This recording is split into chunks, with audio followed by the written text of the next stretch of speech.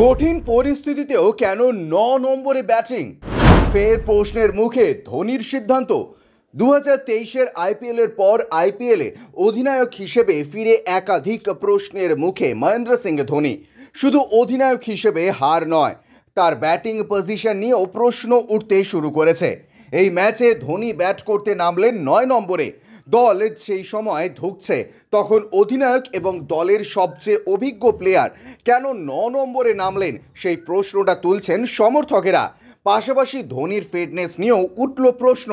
এদিন কেকেআরের বিরুদ্ধে ধোনি করলেন মাত্র ১ রান, ৪ বল খেলে নারিনের বলে আউট হলেন তিনি। যদিও ধোনি এলবিডব্লিউ নিয়ে প্রশ্ন রয়েছে, অনেকে তৃতীয় আম্পায়ারের সিদ্ধান্ত নিয়ে প্রশ্ন তুলেছেন, যদিও সেটা হালে পানি পায়নি। তবে সব কিছু ছাপিয়ে যেটা বারবার আসছে সেটা ধোনির ব্যাটিং পজিশন। মহেন্দ্র সিং ধোনি মানে সবার আগে ফিনিশার।